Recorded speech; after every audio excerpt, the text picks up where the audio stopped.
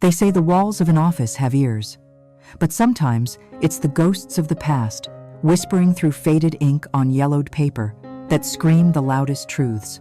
For Liam Archer, this truth was about to begin with the cold, unforgiving rhythm of rain on concrete.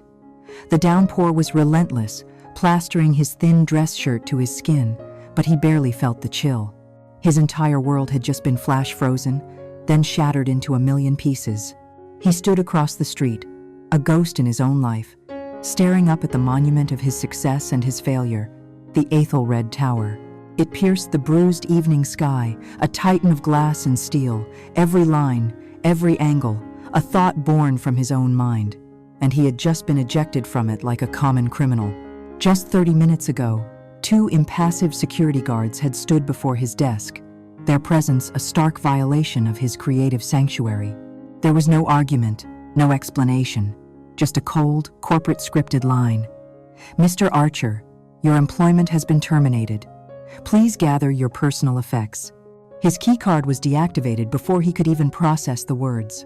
His access to the network, to his own files, to the thousands of hours of his life stored on the company servers, was severed in a single, brutal click. He was escorted through the lobby, past the curious, pitying stares of colleagues who wouldn't meet his eye, and pushed out into the rain-swept New York evening. Now, he was an outsider, a creator locked out of his own creation. As if to mock his despair, the colossal LED screen wrapped around the tower's 20th floor flickered to life. And there he was, Marcus Thorne, his best friend, his partner, his brother in all but blood. Marcus was smiling, his teeth impossibly white against the stormy sky, his arm wrapped around the shoulder of their primary investor, Jonathan Caldwell.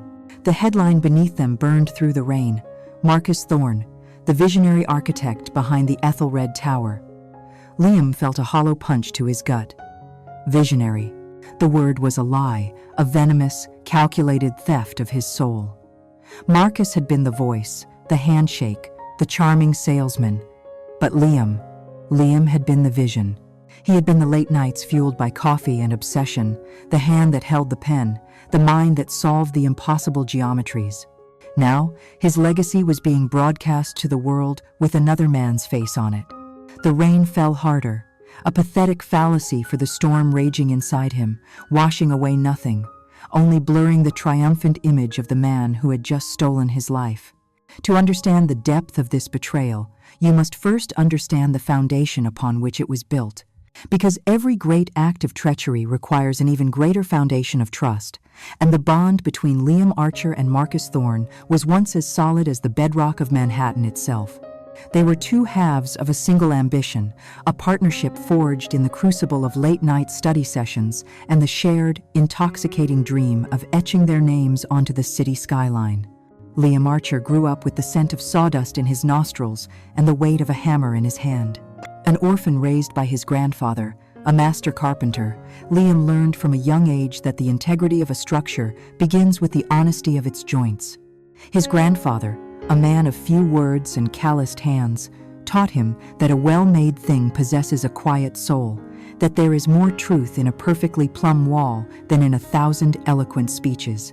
This philosophy became the core of Liam's being. At university, while others were chasing accolades, Liam was chasing perfection. He was the quiet prodigy in the back of the lecture hall, the one whose blueprints were not just technically flawless, but breathtakingly beautiful. His designs had a poetry to them, a harmony of light and space that felt less engineered and more grown. He was an artist who spoke through the language of steel and glass, but in the language of men, he was often silent, believing his work should speak for itself. Marcus Thorne was the speech. He was the dazzling smile, the confident handshake, the magnetic personality that could charm a skeptical investor into funding a dream. Where Liam was substance, Marcus was style. Born into a family of old money and new ambition, Marcus learned a different set of lessons: that perception is reality, that the story you tell is often more important than the thing you've built. He saw Liam's genius not with the envy of a rival, but with the sharp eye of an opportunist who had found his golden ticket. He didn't covet Liam's talent, he coveted what it could build for him. Their friendship was, at first, a perfect symbiosis. In the chaotic halls of their architecture program, Marcus became Liam's shield and his champion, translating Liam's quiet brilliance into a language the world could understand and, more importantly, would pay for. For Liam, who had never had a brother, Marcus's easy confidence and unwavering loyalty felt like coming home. Marcus brought him into his world of effortless social grace, and Liam, in turn, gave Marcus's ambition a soul. Upon graduation, they founded Archthorn Designs in a cramped office that always smelled faintly of burnt coffee. Their dream was audacious, their budget was non-existent, but their synergy was electric. Liam would work through the night, lost in a flurry of sketches and calculations, emerging at dawn with a design that was both revolutionary and practical. Marcus would then take that design, package it in a stunning presentation, and sell it with the passion of a true believer. And it worked. They started small, a boutique hotel here, a clever residential conversion there. Each project was a testament to their combined strength. It was Marcus who famously insisted on the company's ownership structure. "Liam," he had said, clapping him on the back in their tiny office, "your mind, your hands, that's the real asset. The intellectual property is the heart of this thing." So they agreed. 51% for Liam, the creator, 49% for Marcus, the communicator. It was a gesture of respect, a declaration that Liam's quiet work was the majority stakeholder in their shared future. It was a promise. Their rising success eventually drew the attention of a much larger predator. Jonathan Caldwell was a titan of the old guard, the CEO of Caldwell Holdings, a man who saw the New York skyline not as a work of art, but as his personal chessboard. He was a man who appreciated results, not process. When Liam and Marcus were summoned to his penthouse office, a sterile expanse of chrome and black marble overlooking Central Park, the power dynamic was immediately clear. Caldwell's eyes, cold and appraising, slid over Liam's portfolio with a dismissive air. "Nice drawings, kid," he grunted, not truly seeing the genius within them. But when he looked at Marcus, he saw a kindred spirit. He saw the same hunger, the same polished ruthlessness that had propelled him to the top. He saw a man who understood that buildings weren't just structures. They were assets, symbols of power. In that meeting, Caldwell barely spoke to Liam. He directed all his questions, all his compliments, all his plans to Marcus. He saw Liam's thoughtful silence not as the mark of a deep thinker, but as the hesitation of a weakling.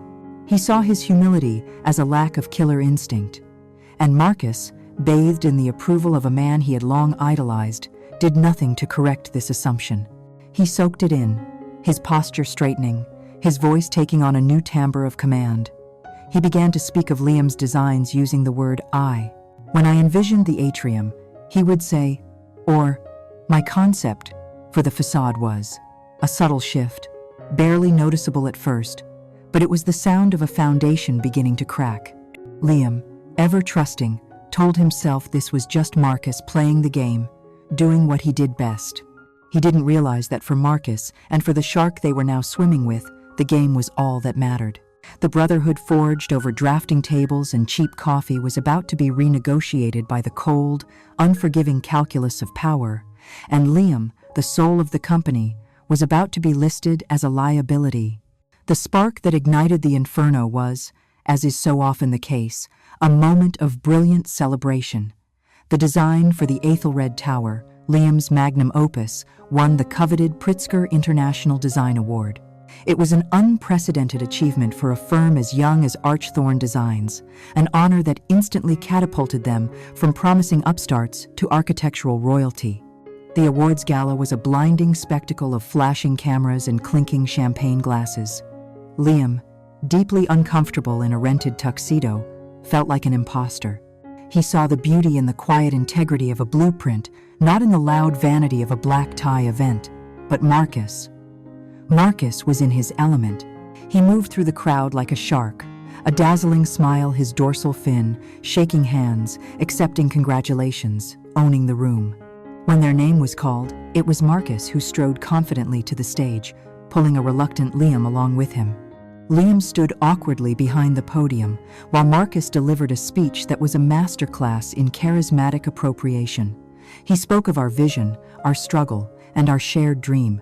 He thanked Liam, of course, calling him the brilliant artist, the quiet engine of our firm, a description that, while flattering, subtly relegated Liam to the role of a gifted but passive instrument. Marcus was the visionary, the conductor. Liam was merely the first violin. Standing in the blinding spotlights, Liam felt a momentary, dissonant pang of something. Resentment? No, that wasn't it. It was a strange sense of being erased, even as he was being celebrated. He quickly dismissed it. This was their victory. Marcus was simply doing what he did best. He was telling their story. The award changed everything. Suddenly, the Aethelred Tower was not just another skyscraper. It was a landmark, a cultural phenomenon, before the first window was even installed. And Jonathan Caldwell, a man who could smell the intoxicating aroma of profit and prestige from a mile away, knew it was time to consolidate his asset. He didn't send an email or arrange a meeting at the office. He summoned them. The invitation was to Caldwell's private club, a place of old leather, hushed tones, and the kind of power that didn't need to raise its voice. They were led to a corner suite overlooking the city, the skeletal form of their tower, a centerpiece in the glittering panorama. Caldwell didn't waste time with pleasantries. He poured 3 glasses of scotch that cost more than their first month's office rent. "Boys," he began, his voice a low rumble, "you've done it. The Aethelred Tower is going to be a legacy project.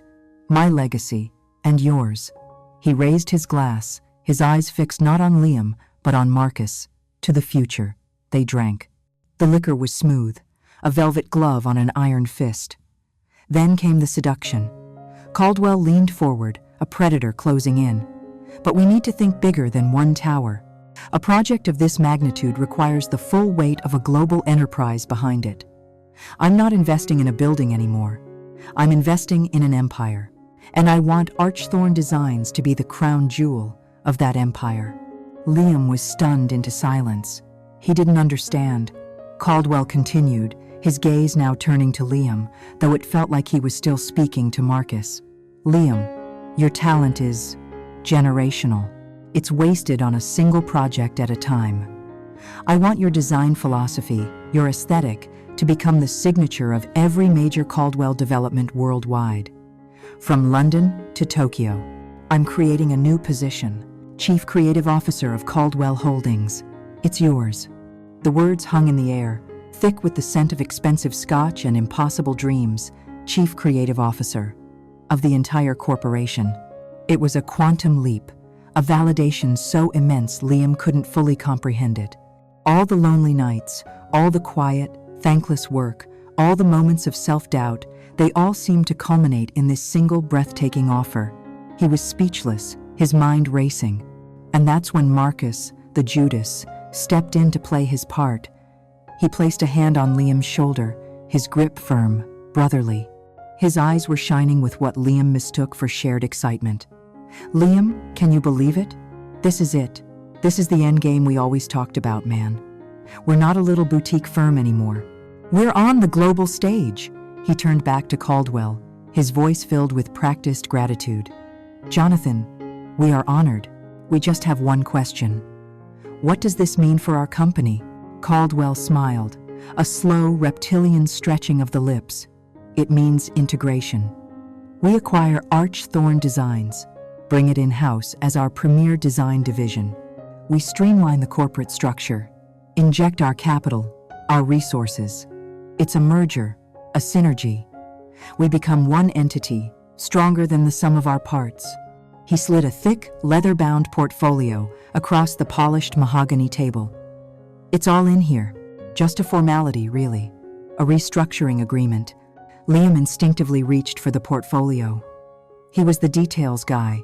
He needed to see the blueprint of their future. But Marcus gently pushed it back toward the center of the table. "Buddy, don't worry about the legalese," he said, with an easy laugh. "Our lawyers and his lawyers have been working on this for weeks. It's standard acquisition paperwork. It protects our creative control while giving us the resources of a titan. Think about what we can build with this. Think about your new title. He picked up a heavy, gold-plated fountain pen from Caldwell's desk and offered it to Liam. This isn't a contract, Liam. It's a coronation. Liam looked from the pen to Marcus's smiling face, then to Caldwell's impassive gaze. Every instinct, honed by a lifetime of checking every joint and measuring every angle, screamed at him to read the fine print. But his heart, clouded by the euphoric promise of acceptance and the unwavering trust in his brother, told him to believe. He was being offered the world.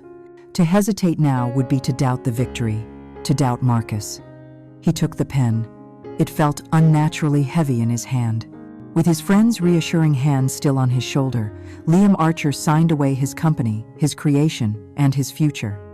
As the ink of his name dried on the page, Caldwell's smile widened. Marcus poured another round of scotch, his movements just a little too quick, his relief a little too palpable. Liam, however, noticed none of it. He was looking out the window, at the rising silhouette of his tower, feeling for the first time in his life, truly invincible. He had no idea he had just signed his own death warrant. For a few blissful weeks after the signing, the world tasted of champagne and possibility. The promise of the chief creative officer role was a radiant sun on the horizon, and Liam, blinded by its brilliance, failed to notice the shadows beginning to lengthen at his feet. He buried himself in the intricate final phase drawings of the Ethelred Tower, blissfully unaware that the corporate machinery of Caldwell Holdings was already working silently, diligently, to erase him from the equation. The change wasn't a sudden earthquake, it was a slow tectonic shift, a subtle grinding of plates deep beneath the surface. The first tremor was an email. A critical meeting with the City Planning Commission regarding zoning variances. Liam had spent weeks preparing the technical presentation, but the email invitation never arrived in his inbox. He only found out about it when he saw Marcus striding through the lobby with the presentation boards Liam himself had prepared. When he caught up to him, breathless, Marcus feigned a look of shocked apology. "Oh man, Liam, I am so sorry. The new integrated server must have defaulted to the division head mailing list. Damn IT department. Don't worry, I've got this. You know I can sell them on anything." He clapped Liam on the shoulder with the easy confidence of a man in complete control and disappeared into a black town car. Liam stood on the curb, the apology ringing hollow in his ears. It was plausible, a simple clerical error. Yet, it felt like the first cut from a razor made of paper. Soon, the paper cuts became a daily occurrence. Meetings he should have led were now being chaired by Marcus. Liam would be invited, but his role was subtly, yet definitively, altered. He was no longer the presenter, he was the technical consultant. He would be called upon to explain a complex engineering solution, only for Marcus to interrupt him mid-sentence. "Thanks for the deep dive, Liam," Marcus would say smoothly, turning to the investors. "Now, let me frame the overarching strategic value of this approach." He would then paraphrase Liam's explanation, stripping it of its technical nuance and rebranding it in the language of synergy and market disruption. He was no longer just the voice for Liam's vision. He was claiming the vision itself, and Liam was being reduced to a living footnote on his own masterpiece. Then came the changes to the design. They were small at first, almost trivial. Marcus, citing a direct conversation with Caldwell, would override Liam's material specifications. The warm, locally sourced granite Liam had chosen for the lobby, a nod to the city's geological history, was replaced with a cold, imported Italian marble that Caldwell found more aggressively opulent. When Liam protested, arguing that it violated the core design principle of organic integration, Marcus pulled him aside, his expression one of weary condescension. "Liam, buddy, you have to learn to see the bigger picture," he whispered. "This isn't an art project anymore. It's a multi-billion-dollar asset. The marble keeps the primary investor happy. That's a political win. I need you to focus on the art and let me handle the politics." The politics, it seemed, involved systematically dismantling Liam's authority. He began to notice that the junior architects, young talents he had personally mentored, would no longer come to him with questions. They would approach his desk hesitantly, their eyes flicking nervously toward Marcus's new, expansive corner office.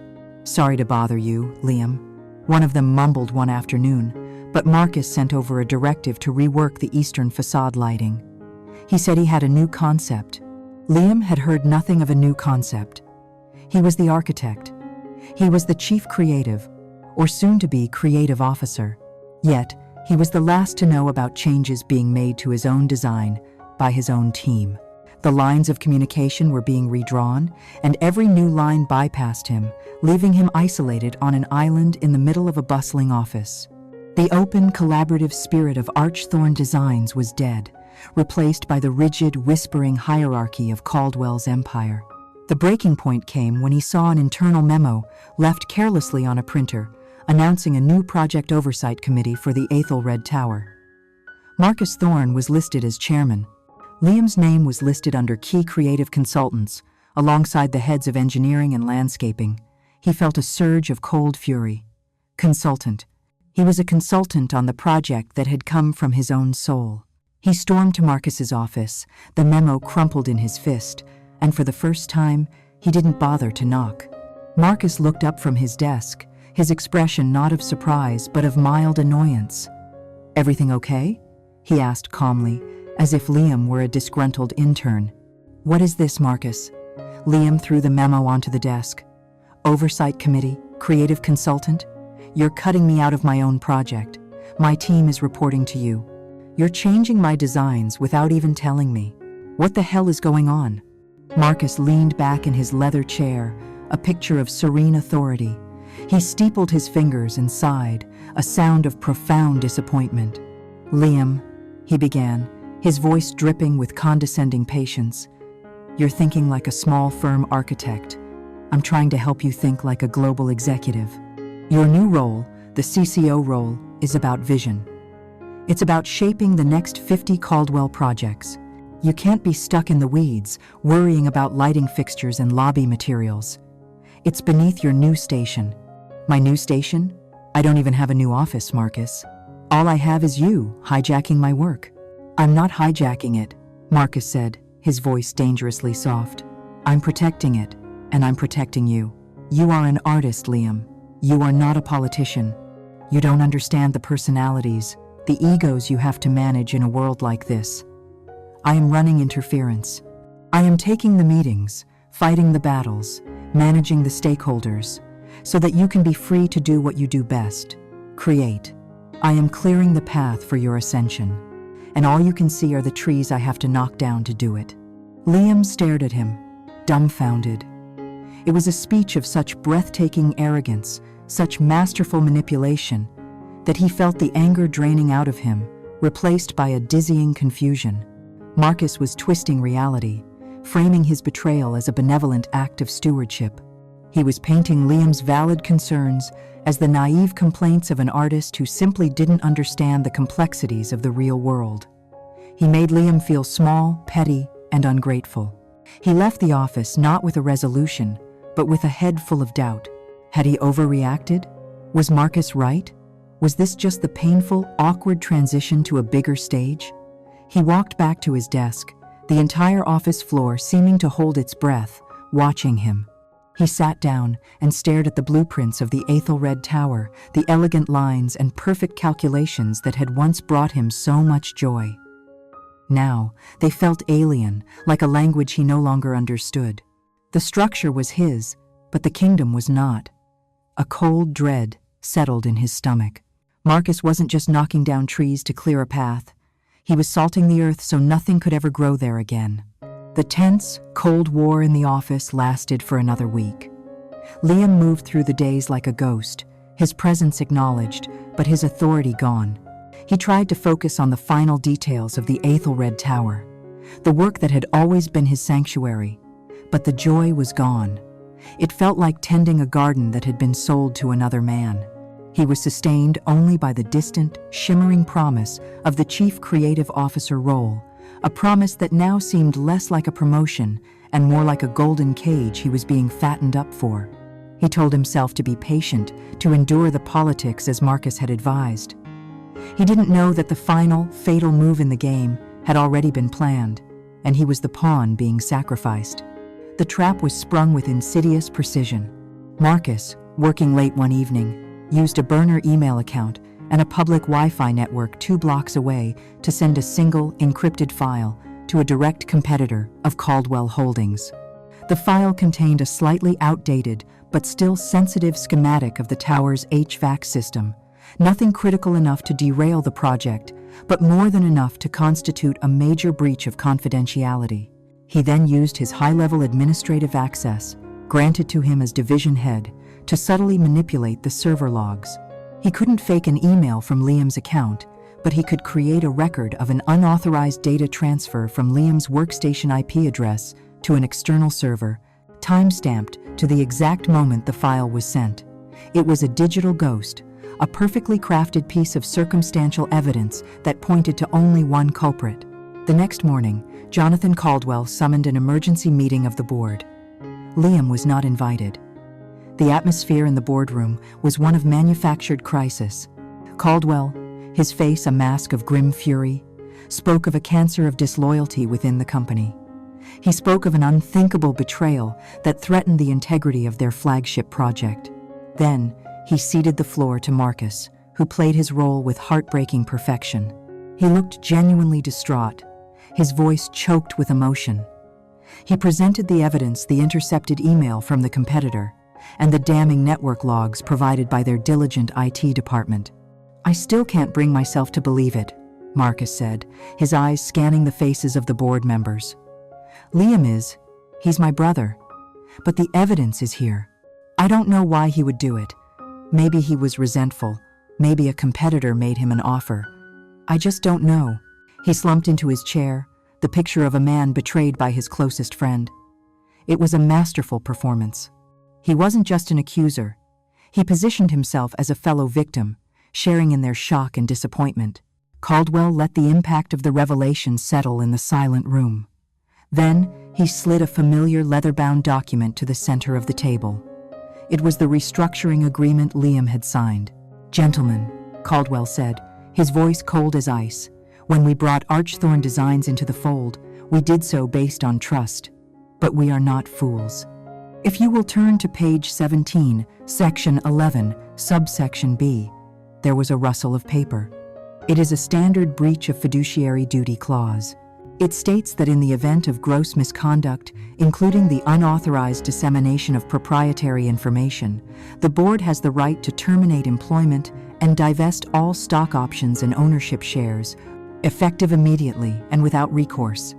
The trap had been there all along, hidden in the dense jungle of legalese.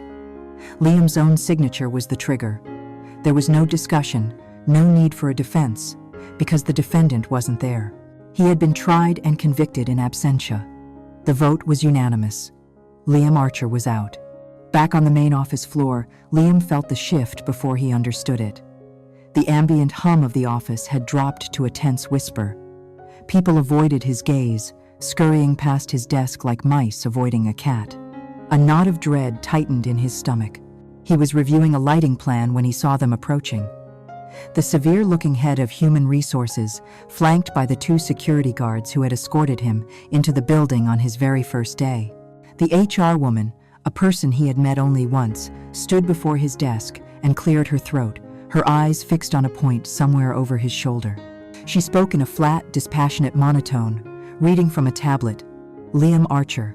This letter serves as formal notification that pursuant to a unanimous vote by the Board of Directors, and in accordance with Section 11B of your employment agreement, your position with Caldwell Holdings is terminated, effective immediately."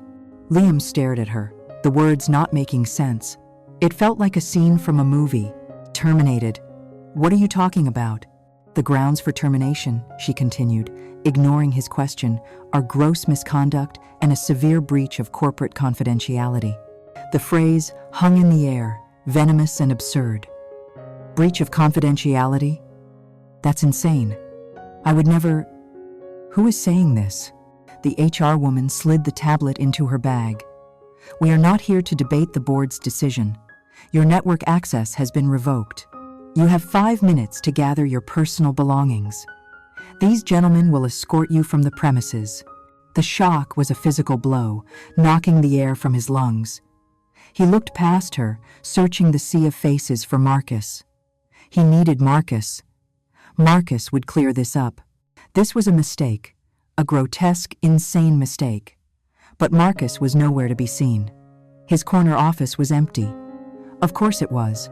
A coward never delivers the killing blow himself. The two guards stepped forward, their presence an unspoken threat. Humiliation washed over him, hot and suffocating. The entire office was watching him, their faces a mixture of pity and fear. He was being paraded like a thief.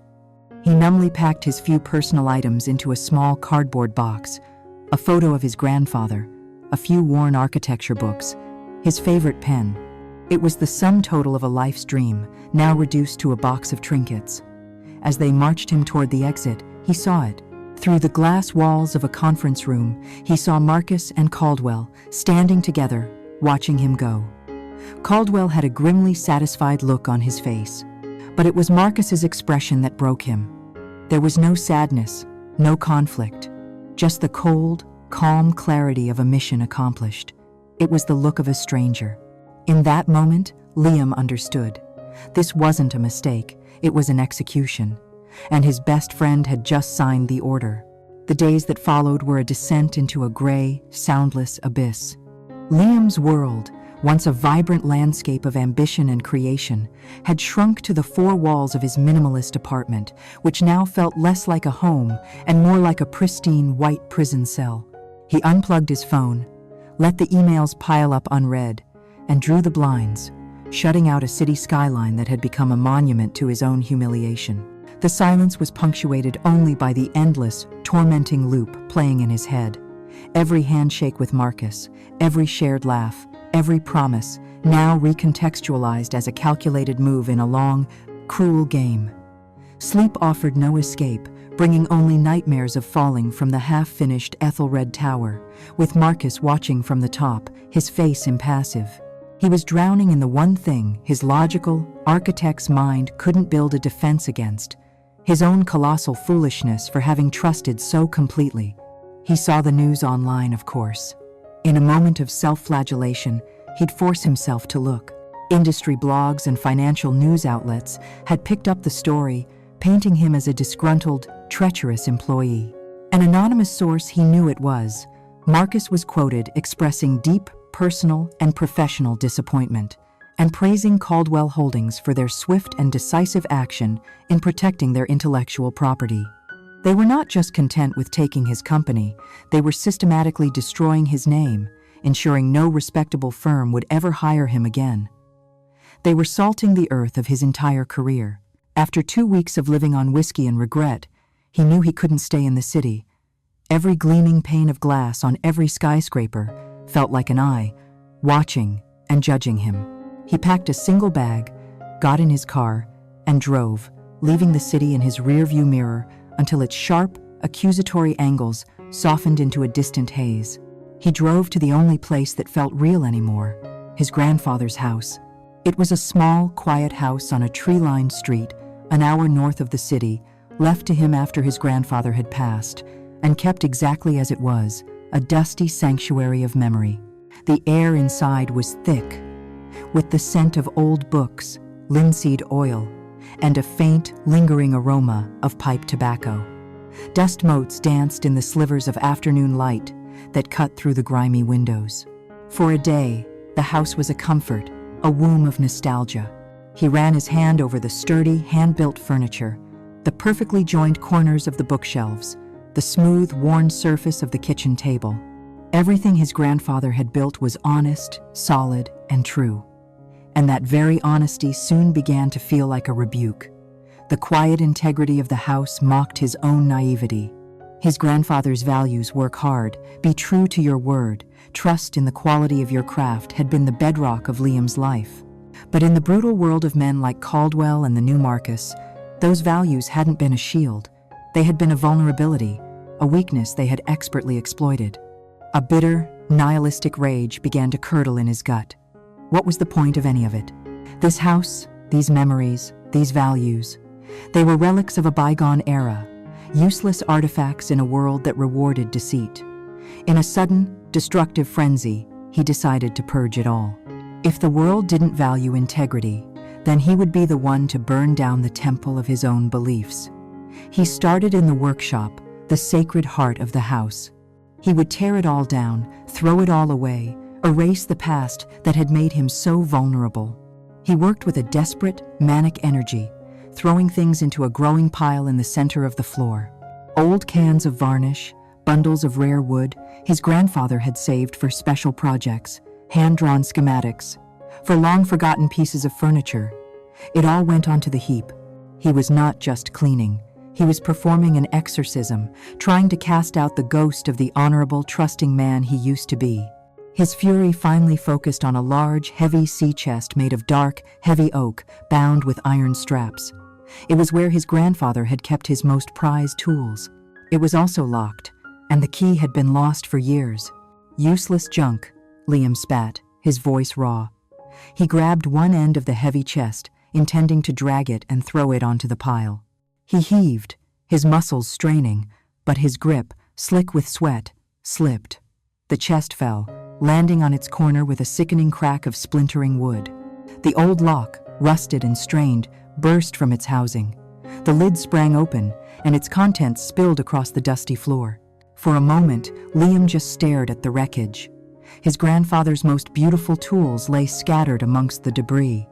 A set of Japanese chisels, their steel gleaming even in the dim light. A brass inlaid rosewood level. A perfectly balanced hand plane. Seeing them, so carefully preserved and now so carelessly broken, doused his rage with a sudden, sharp pang of shame. And then he saw it. Lying half buried under a pile of wood shavings was something that didn't belong. It wasn't a tool. It was a thick, leather-bound book, its cover the color of dried blood. Its presence there, hidden beneath the tools, meant the chest wasn't just for storage. It was a safe. He knelt down, his anger forgotten, replaced by a deep, instinctual curiosity. He picked up the journal. The leather was supple and worn at the edges, and on the cover, faded but still legible, were his grandfather's initials, embossed in gold leaf. He sat down on the dusty floor, surrounded by the chaos of his own making. The world outside, the betrayal, the noise in his head, it all faded away. There was only the weight of the book in his hands. He blew a layer of fine sawdust from the cover and opened it. The first page was dated 60 years ago, the day his grandfather had officially opened his own carpentry business. The handwriting was neat, precise, the script of a man who believed in measurement and order. A man's legacy, the first entry began, is not just what he builds, but the truth of the foundations he lays. Liam's finger traced the faded ink. He didn't know what he was looking for, or what secrets a simple carpenter's journal could possibly hold. But as he turned to the next page, and the next, he felt a profound shift deep within him. For the first time in weeks, he wasn't looking back in anger at the ruins of his life. He was looking down, into the past, following a trail of ink left by the one man he had always been able to trust. It wasn't hope, not yet, but it was a beginning. The workshop became Liam's entire world. Time lost its meaning, measured not in hours or days, but in the turning of brittle, yellowed pages. He slept on a dusty cot, ate canned food when he remembered to, and drank endless cups of coffee, his life shrinking to the circle of light cast by a single lamp on his grandfather's workbench. He was captivated, reading the story of a life lived with purpose and precision. The journal was more than a ledger. It was a conversation across time. His grandfather's quiet, steady voice emerged from the ink, describing the unique grain of a piece of cherry wood, the satisfaction of a perfect dovetail joint, the quiet dignity of building something honest and true with one's own hands. For the first time in a month, Liam felt a sense of peace, a reconnection to the values he thought had been rendered meaningless. He read through decades of his grandfather's life, the small triumphs, the lean years, the steadfast dedication to his craft. He saw the business grow from a one-man shop building custom furniture to a respected contractor known for impeccable, high-quality framework and foundations. And then, deep into the second half of the book, he found an entry that made the fine hairs on his arms stand up. The project was titled The Astor Commercial Building, and the address listed was for a corner lot on the west side of Midtown. Liam's heart began to hammer against his ribs. He knew that address. He knew its precise coordinates, the way the sun hit it at noon, the direction of the prevailing winds. It was the exact plot of land upon which the Athelred Tower now stood. Suddenly, he was no longer reading a historical curiosity. He was reading a prologue. His focus sharpened, his senses on high alert.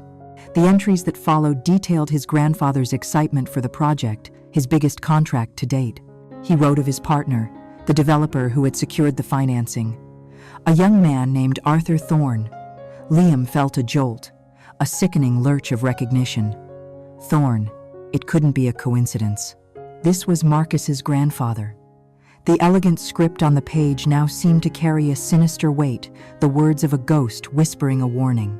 His grandfather's initial optimism about Arthur Thorne, whom he described as a real go-getter, sharp as a tack, quickly began to sour. A few pages later, the tone shifted to one of deep concern. Arthur is pushing to alter the concrete specifications, one entry read. He wants to use a cheaper, faster curing mix. I've run the numbers. It won't meet the load-bearing requirements in the long term. He calls it value engineering. I told him value is measured in decades, not in the dollars you save today. The next entry was more troubled. The rebar delivered to the site today is not the grade specified in the architectural plans. It's thinner, with visible signs of corrosion. Arthur insists it's a simple supplier mix-up. I don't believe him. A man doesn't make mistakes like this by accident. Liam read with a growing sense of horror as his grandfather chronicled a systematic, deliberate fraud. His grandfather, a man who trusted his eyes and his hands above all else, began his own quiet investigation. He took core samples of the concrete after it was poured, testing its compressive strength in his own workshop and finding it dangerously below standard. He documented the forged invoices from the steel supplier. He photographed the substandard rebar being laid into the foundation grids. Arthur Thorne wasn't just cutting corners, he was gutting the very bones of the building to line his own pockets, creating a structure built not on bedrock, but on a foundation of pure greed. The final entries about the Astor project were filled with a quiet, righteous fury. His grandfather described a final, explosive confrontation where he presented his evidence to Arthur, who simply laughed in his face, threatening to use his wealth and connections to blacklist him from every construction site in the city. Powerless and defeated, his grandfather knew he couldn't stop the project, but he could leave a record. He could plant a seed of truth. Liam's eyes flew across the page, his pulse roaring in his ears as he read the last, fateful entry on the subject. I cannot, in good conscience, his grandfather wrote, allow this secret to be buried forever. A lie of this magnitude, left to fester in the dark, will eventually collapse under its own weight and pull innocent people down with it. Vengeance is a bitter meal, and I do not seek it. I seek only to arm the future with the truth. The journal then described, in meticulous architectural detail, what he had done. He had welded a small, watertight steel box. Inside, he had placed all his evidence: a labeled core sample of the weak concrete, a section of the rusted rebar, the original architectural specs laid next to Arthur's fraudulent supply invoices, and a signed, notarized affidavit detailing the entire fraud from start to finish. He had even included a microfilm copy of the journal itself. Then came the part that made Liam stop breathing. I have placed this box, this time capsule of truth, at the northeast corner of the main foundation slab. It is cast 3 feet down, set directly into the heart of the second concrete pour. It will wait there, silent and patient, for a time when it is needed. Liam slammed the journal shut. The workshop was pitch black, save for the small cone of light from his lamp. He hadn't even noticed the sun had set. The silence was absolute. He felt a chilling clarity, a sense of purpose so sharp and cold it was almost painful. The rot in the Ethelred Tower, the source of his own downfall, hadn't started with Marcus's ambition or Caldwell's greed. It had started 60 years ago, with the sins of a grandfather, buried 3 feet deep in the earth. His own betrayal was just an echo, a continuation of a generational lie. Marcus hadn't just stolen his company. He had built his success on the same treacherous ground his family had profited from decades before. Liam looked at his own hands, the hands of a builder, a creator. Then he looked at the journal. This was his inheritance. Not the house, not the tools, but this book, this truth. It was a weapon, a key, a stick of dynamite placed at the foundation of his enemy's empire. The despair that had crippled him was gone, burned away by a cold, righteous fury. Marcus and Caldwell thought they had buried him. They had no idea he was about to start digging. For a full day and night, Liam sat with the journal, his mind a whirlwind of fury and calculation. The initial, raw desire for immediate, explosive revenge slowly cooled, replaced by the cold, methodical precision of an architect designing his most important structure. He had the truth, a truth so potent it could shatter dynasties. But truth, he now understood, was not a weapon in itself.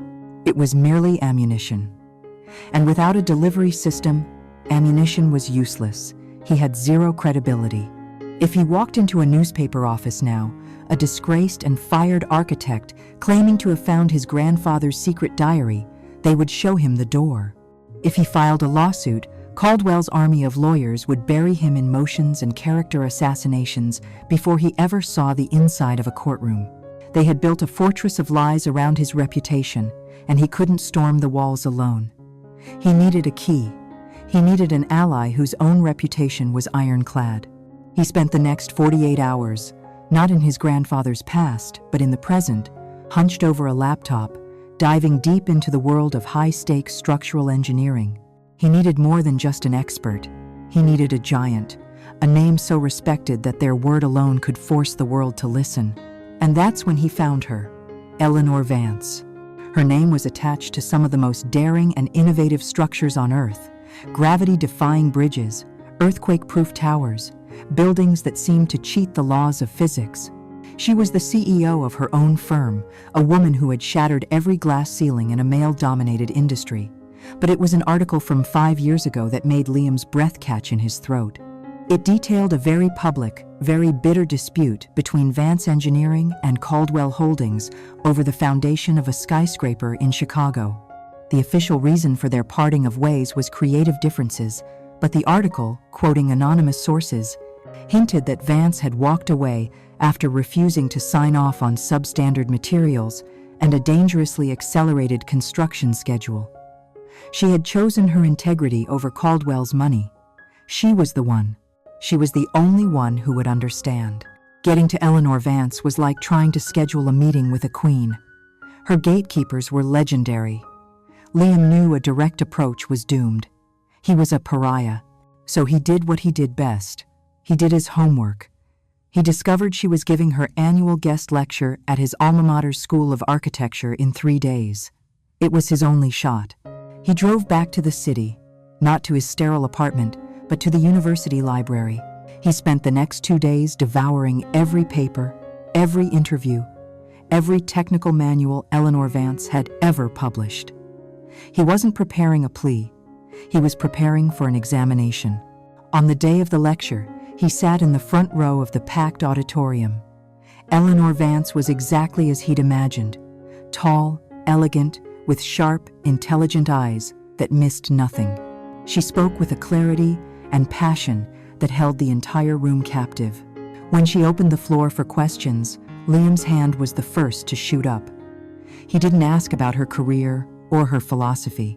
He asked a single, deeply technical question about the harmonic resonance in cantilevered structures under seismic stress, referencing a specific, obscure paper she had written a decade earlier. A murmur went through the room. Eleanor paused, her eyes narrowing slightly as she studied him. A slow smile touched her lips. "That," she said, "is an excellent question." After answering it with relish, she ended the Q&A. As students swarmed the stage, Liam approached her directly. "Miss Vance," he said, his voice steady, "my name is Liam Archer. Thank you for the lecture. I have a structural problem I need to discuss. A problem of generational significance. The compliment and the hook, delivered with quiet confidence, cut through the noise." She gave him a long, appraising look.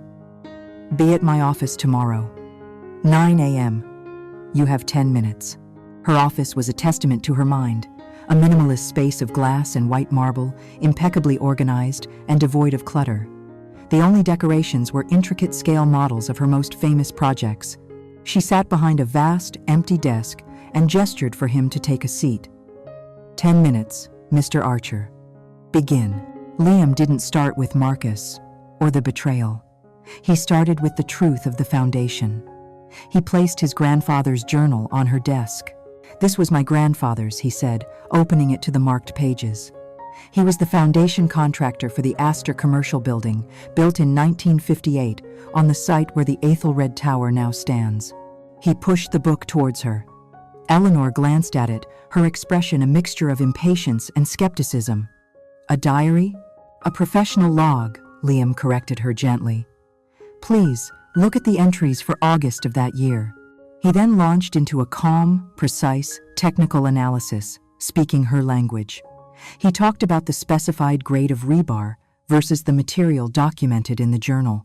He discussed the PSI ratings of the concrete, the fraudulent invoices, the warnings his grandfather had made. He was not a desperate, wronged man telling a sob story. He was a professional presenting a catastrophic structural anomaly to a colleague. Eleanor listened without interruption, her fingers steepled, her eyes like chips of flint. When he finished, she was silent for a long moment. Mr. Archer, she finally said, her voice dangerously quiet. This is a compelling story. It is also completely unsubstantiated.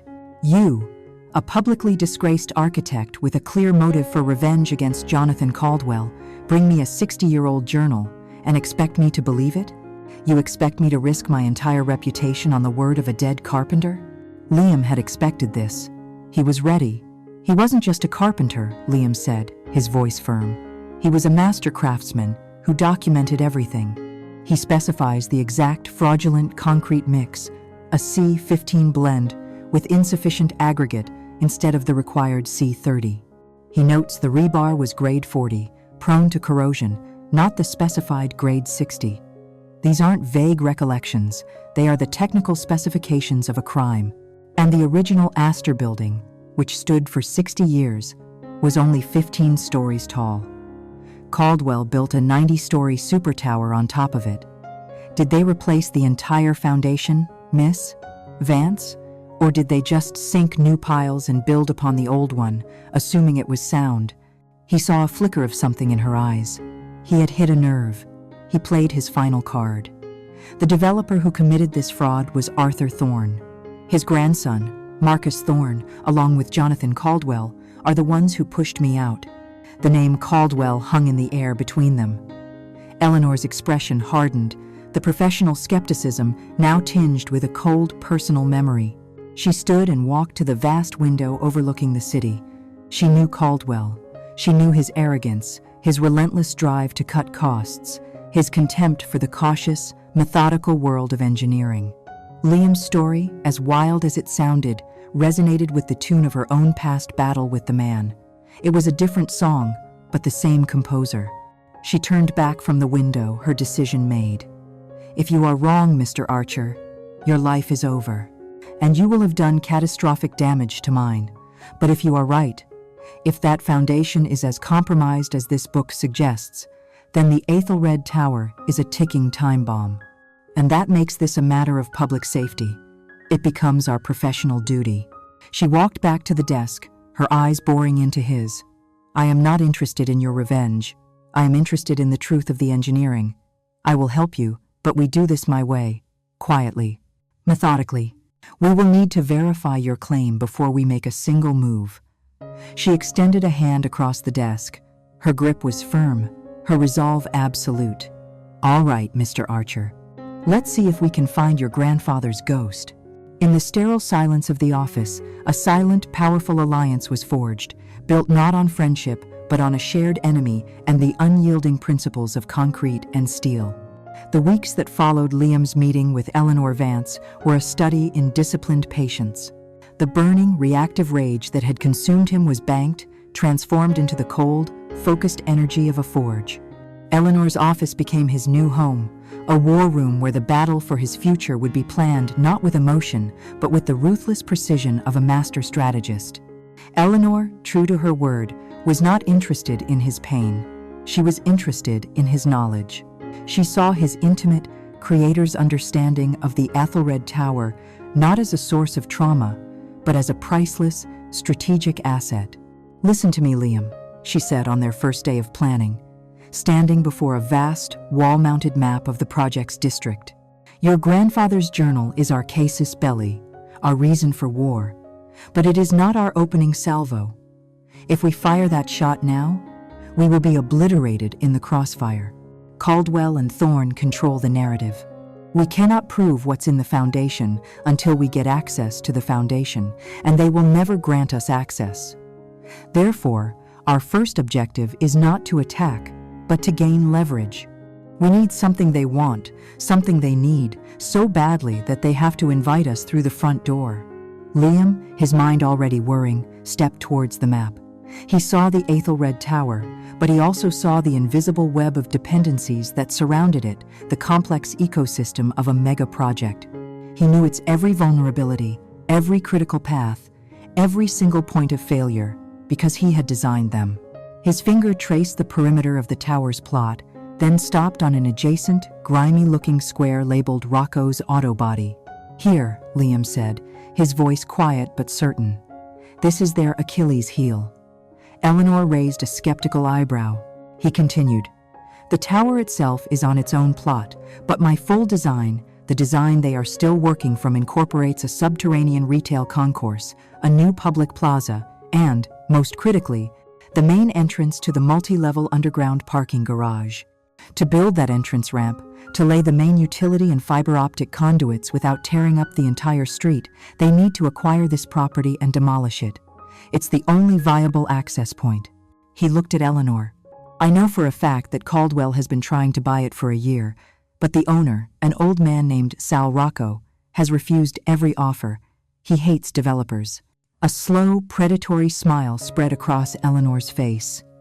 "An immovable object," she mused. "Well, it's about to meet an irresistible force."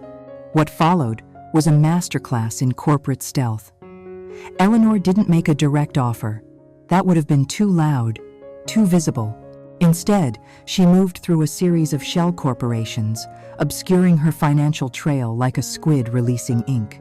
She created a new entity, a ghost corporation with the bland, forgettable name Hudson Valley Logistics, LLC. An associate of her firm, posing as a representative for a warehouse distribution company, approached Sal Rocco. They didn't talk about development or skyscrapers. They talked about needing a central depot for a fleet of delivery trucks. And then they made him an offer that was not just generous, it was life-changing. It was more than triple what Caldwell had put on the table. 3 days later, the deed for Rocco's auto body was quietly transferred to Hudson Valley Logistics. On the city's property register, nothing seemed out of place. But in the silent, undeclared war for the Ethelred Tower, a critical fortress had just changed hands. While Eleanor handled the corporate maneuvers, she put Liam to work on his own reconstruction. "You cannot walk back into that boardroom looking like a victim," she told him. "Revenge is a dish best served in a bespoke suit." She put him on her payroll as a special projects consultant, giving him a title, a salary, and a purpose. The physical transformation was simple. A tailored suit, a sharp haircut, the visible signs of a man back on his feet. The internal transformation was far more profound. Eleanor gave him access to her legal team, to her financial advisors. He spent his days not sketching buildings, but studying real estate law, contract loopholes, and negotiation tactics. He devoured books on corporate strategy. He was channeling all his pain, all his obsessive, detail-oriented focus, from the art of architecture to the art of war. The artist was becoming a soldier. They waited. For 2 months, the newly acquired property sat silent, a strategic asset held in reserve. Liam and Eleanor knew that the project's construction schedule was their clock. Eventually, Caldwell's team would need to break ground on the final phase, and they would come knocking. The summons arrived on a crisp autumn morning, a formal, imperious letter from Caldwell Holdings' legal department addressed to the anonymous post office box of Hudson Valley Logistics. It requested an urgent meeting to discuss the mutually beneficial acquisition of the property. Eleanor's reply, drafted by a team of her sharpest lawyers, was a piece of polite, corporate poetry. It expressed their delight that Caldwell Holdings was developing the adjacent property, but informed them that their own land was not for sale, as it was central to their company's long-term strategic plans.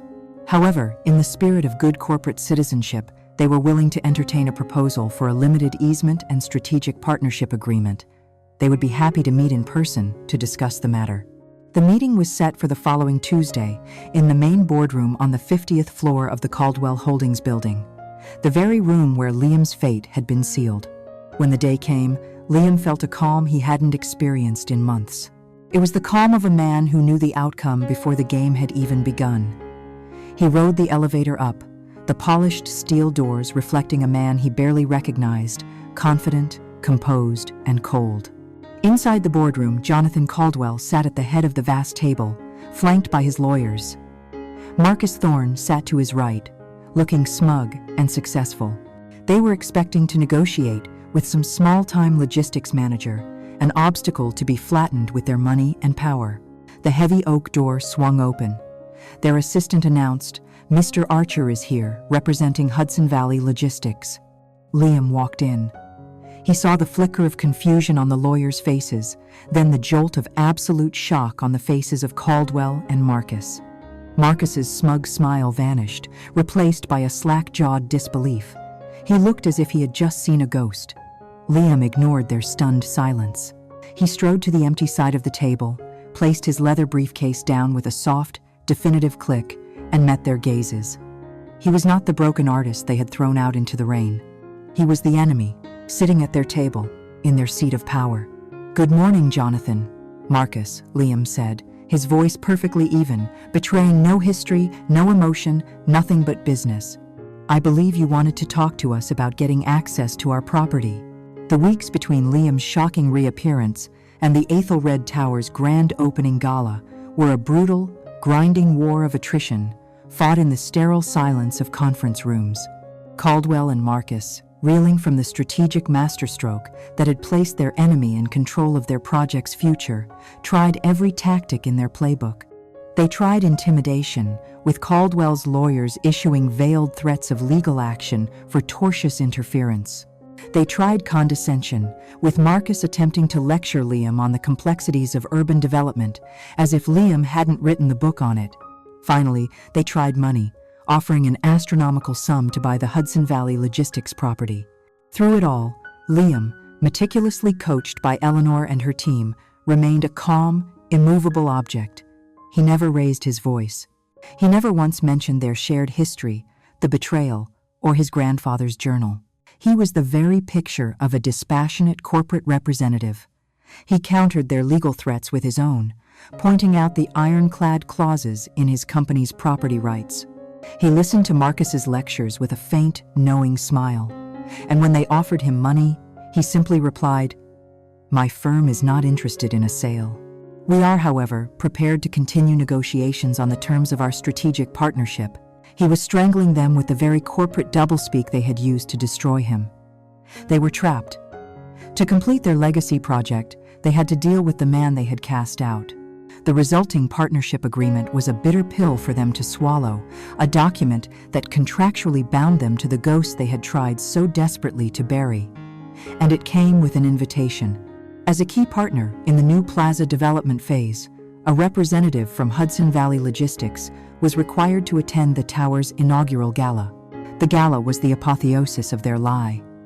The grand ballroom on the 80th floor was a universe of splendor, with floor-to-ceiling windows offering a god's eye view of the glittering city below. A string orchestra played softly as the city's elite billionaires, politicians, and media personalities mingled, sipping champagne and feasting on ludicrously expensive canapés. The air was thick with the scent of money, power, and self-congratulation. At the center of it all was Marcus Thorne. He was radiant, a sun king in his own court, accepting accolades with practiced humility, his beautiful wife on his arm. He would tell a charming anecdote about the tower's design, using the royal we, but leaving no doubt as to who the singular visionary was. Across the room, Jonathan Caldwell held court with the mayor, his chest puffed with pride, the very picture of a civic patriarch basking in the glow of his magnificent contribution to the city. This night was their coronation, the final, triumphant validation of their ruthless ambition. Into this perfect, hermetically sealed world of success, Liam Archer arrived like a drop of poison in a glass of wine. He entered not with a bang, but with a quiet, unnerving grace. He was alone. He presented his invitation at the door. The host, seeing the name, Mr. Liam Archer, representing Hudson Valley Logistics, paused for a half-second, a flicker of confusion in her eyes before the professionally pasted smile returned. She checked him off the list. He was, after all, an official guest. His presence did not go unnoticed. A quiet, cascading ripple of whispers spread through the room.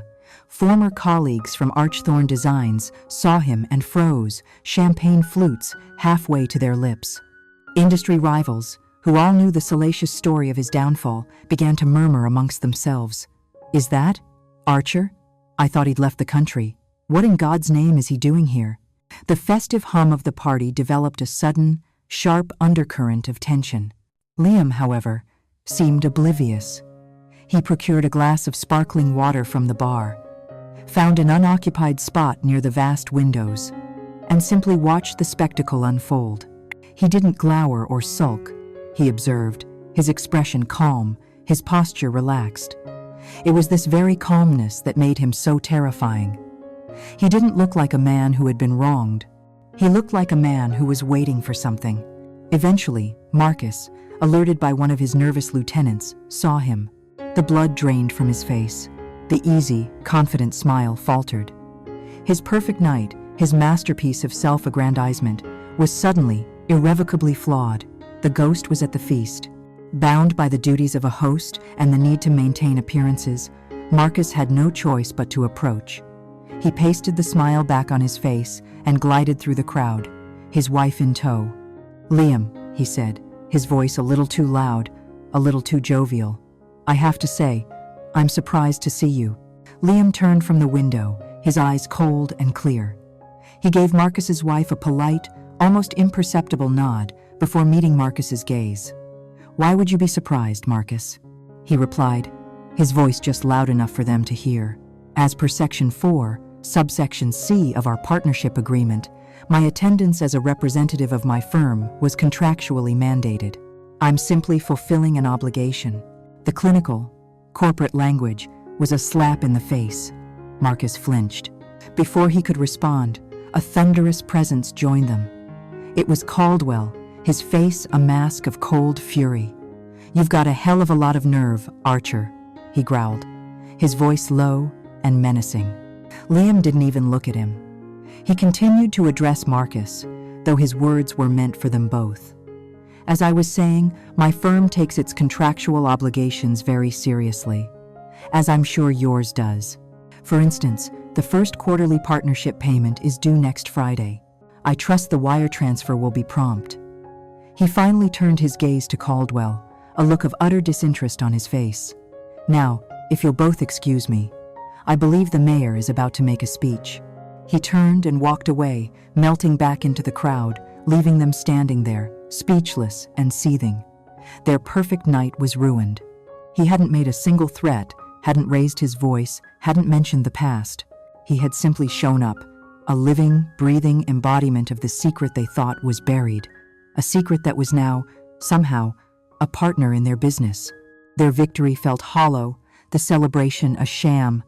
Every smile from a guest, every word of congratulations, now felt like a potential question, a potential judgment. The orchestra swelled and the lights dimmed. A spotlight found Marcus as he walked onto the stage to a round of thunderous applause. He stood at the podium, the triumphant visionary, ready to deliver the keynote address and cement his legacy. Liam stood in the shadows at the back of the room, watching. He looked at the celebrating crowd, at the proud investors, at the beaming politicians. They all saw a party. Liam saw a courtroom he had built himself. The stage was set. The jury was assembled. The trap was sprung, and the star witness, his grandfather's ghost, was just waiting for its cue. The orchestra swelled to a dramatic crescendo and then fell silent. A single, brilliant spotlight cut through the darkness, illuminating Marcus Thorne as he stood at the podium, basking in the thunderous applause. He was the conquering hero. The visionary returned from battle, and this was his victory parade. He let the applause wash over him, a warm, intoxicating wave, before raising a hand for silence. "Thank you," he began, his voice resonating with carefully rehearsed humility. "To stand here tonight, in this magnificent tower, is to stand inside a dream of a bolder, brighter future for our great city." He spoke of vision, of perseverance, of the unbreakable spirit of innovation. He painted a vivid picture of his own struggle, the sleepless nights, the immense personal sacrifices required to bring such a monumental project to life. He was a master storyteller, and his story was a masterpiece of fiction. "This tower," he continued, his voice swelling with emotion, "is more than just steel and glass. It is a legacy that began with my grandfather, Arthur Thorne, a pioneer who saw the potential in this city when others saw only empty lots. He laid the groundwork for everything our family has achieved." Caldwell, in the front row, beamed with paternal pride. The investors nodded, their faces glowing with the self-satisfaction of men who had backed a winner. Marcus was about to deliver his final, triumphant line, a toast to the future, when a second figure, unannounced and uninvited, emerged from the shadows at the side of the stage and began walking towards him. It was Liam. He didn't run or shout. He simply walked, his footsteps unnervingly calm, his presence a tear in the perfect fabric of the evening. The applause, which had just begun to swell again, died instantly, replaced by a confused, collective gasp. Marcus stopped mid-sentence, his mouth agape, the color draining from his face. The spotlight operator, reacting instinctively, swung a second beam onto the intruder. The two men now stood illuminated on the stage, a silent, tense tableau of victor and ghost.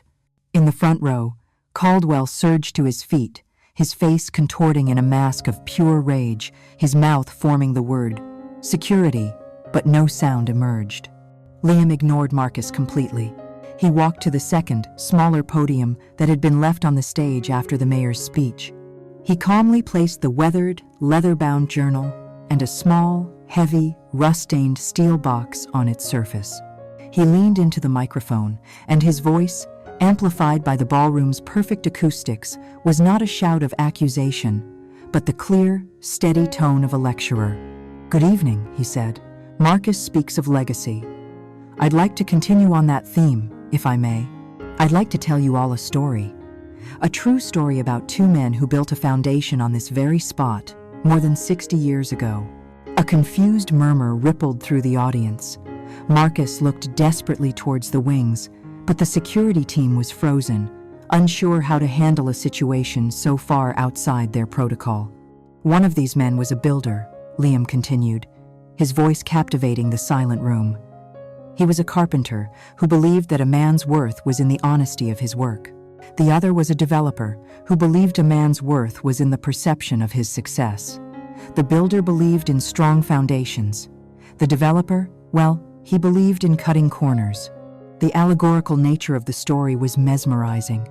The entire audience, from the mayor to the catering staff, was leaning in, hanging on his every word. "These two men were partners," Liam said, his eyes finally flicking towards Marcus. "The builder's name was Henry Archer, my grandfather." He let that sink in. "The developer's name was Arthur Thorne." A collective gasp swept through the ballroom. This was no longer a strange interruption. It was a public indictment.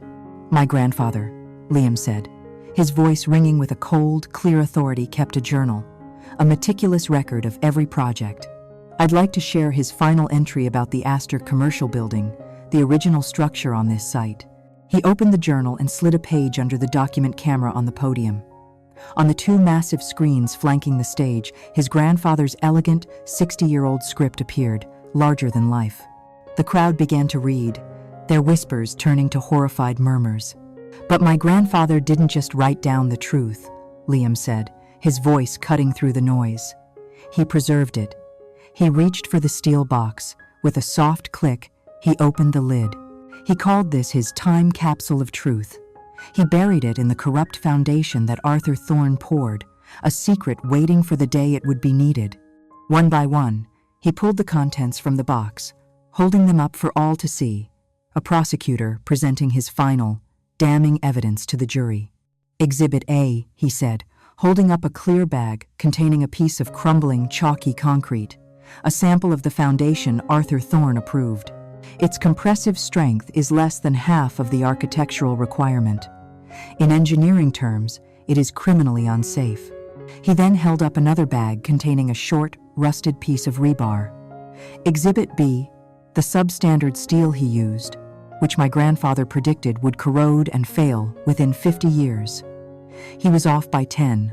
Finally, he laid 2 sets of documents side by side under the camera. And Exhibit C, the original, specified building plans next to the fraudulent invoices Arthur Thorne submitted for the cheaper materials. The paper trail of the lie. The room was in an uproar. Investors were on their feet, shouting. Reporters, smelling the biggest corporate scandal of the decade, were surging towards the stage, their cameras flashing like a lightning storm. Liam raised his voice over the pandemonium, his calm finally breaking, replaced by a wave of righteous fury. "A legacy of lies is the only thing the Thorne family knows how to build. 60 years ago, Arthur Thorne risked hundreds of lives for profit. And 1 year ago, his grandson, Marcus Thorne, and his partner, Jonathan Caldwell, built this billion-dollar monument on top of that same ticking time bomb. They didn't do their due diligence. They didn't check the integrity of the foundation. And when I discovered the truth, when I tried to warn them, they didn't listen. They silenced me. They framed me, fired me, and publicly destroyed my name to cover up a 60-year-old crime that puts every single person in this room and in this tower at risk." He delivered the final, devastating sentence, his voice echoing through the chaos. "This magnificent building, this symbol of their success, is standing on a foundation of fraud. It is a tomb in the sky." The scene erupted into pure chaos. Marcus stood frozen, his face ashen, his perfect world collapsing in a firestorm of disgrace.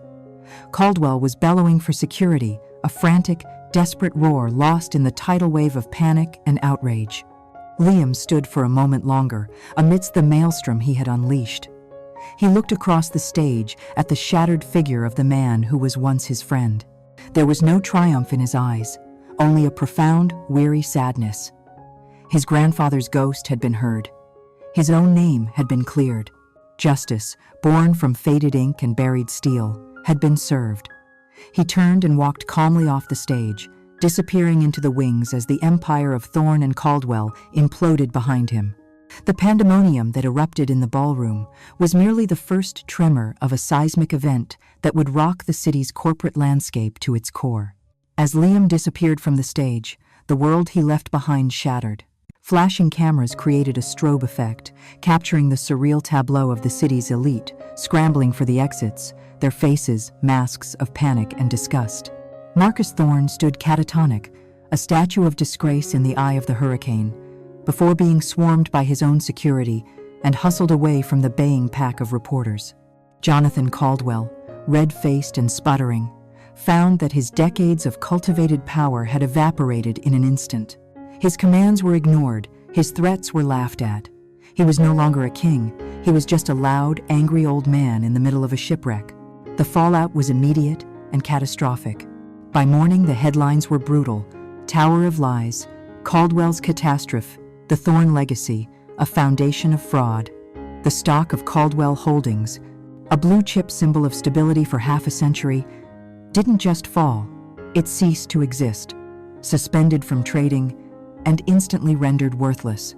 City inspectors, armed with court orders, descended on the Ethelred Tower, declaring it structurally unsound and shutting it down indefinitely. The gleaming monument to greed and ambition became a quarantined crime scene, a billion-dollar ghost haunting the city skyline. Marcus Thorne, stripped of his titles and facing a tidal wave of lawsuits from enraged investors, was ruined. The family name he had leveraged with such arrogance was now a synonym for deceit. Caldwell was fired by his own board in a desperate, futile attempt to save the company, his reign ending not with a golden parachute, but with a one-sentence press release announcing his immediate dismissal. Liam watched the firestorm unfold from the calm, quiet of Eleanor Vance's office. There was no joy in his victory, no elation, only a profound, somber sense of vindication. The battle was over, and the truth had won. A week later, a delegation of the remaining, shell-shocked board members of what was left of Caldwell Holdings requested a meeting. They came to him not as conquerors, but as supplicants. Their company was in ruins, their reputation destroyed, and their greatest asset was a toxic liability. They offered him the only thing they had left, a chance to rebuild. They offered him complete control of the Aethelred Tower project, a massive equity stake in the restructured company, and the chairmanship of a new oversight committee. It was the ultimate poetic justice. They weren't just giving him his job back, they were handing him the keys to the entire broken kingdom, asking the man they had cast out to be their savior. A few months later, Liam stood in his new office. It had once been Jonathan Caldwell's, a vast penthouse suite with a panoramic view of the city. Below him, the Aethelred Tower stood silent, awaiting the start of the most complex and expensive structural reinforcement project in modern history, a project he was now leading. Eleanor Vance came to visit, finding him looking not at the tower, but at the old leather journal that now sat in a place of honor on his vast desk. "It's a heavy crown to wear," she said quietly. "It's a heavy foundation to fix," Liam replied with a wry smile. Eleanor looked at him, a soft, unreadable expression in her eyes. "There's one last piece of this story you should know, Liam." She placed a thin, faded manila file on his desk. "My family wasn't always in engineering. My grandfather was a builder. My father, a small-time contractor." She slid an old black and white photograph from the file. It showed two young men shaking hands on a construction site. One was a younger, prouder version of Jonathan Caldwell. The other was Arthur Thorne. "My father," she said, her voice barely a whisper, "was their partner on a project before your grandfather was. A warehouse district. They used the same scheme on him. Substandard materials, fraudulent invoices. They bankrupted him, took over his shares, and left him with nothing but debts and a ruined name. The disgrace? It destroyed him." Liam stared at her, the final piece of the puzzle clicking into place. "So, when I walked into your office, you weren't just telling your story," she finished for him. "You were telling my father's. I didn't help you just because it was a matter of professional integrity, Liam. I helped you because justice for your grandfather was the only justice my father was ever going to get. Some ghosts wait a very long time to have their story told." Liam was speechless. Their alliance wasn't a coincidence of shared enemies, it was a convergence of fates, a generational echo of justice finally finding its voice. After Eleanor left, Liam looked out the window again. He looked at the silent, flawed tower, a monument built of lies. Then he looked at his grandfather's journal, a humble object built of truth. He finally understood. A true legacy isn't measured in height, but in honesty, not in what you build, but in how you build it. And you should never, ever underestimate the silence of a person who has endured for too long. For when they finally choose to speak, their voice can carry the weight of generations, and it can shake the very foundations of the world.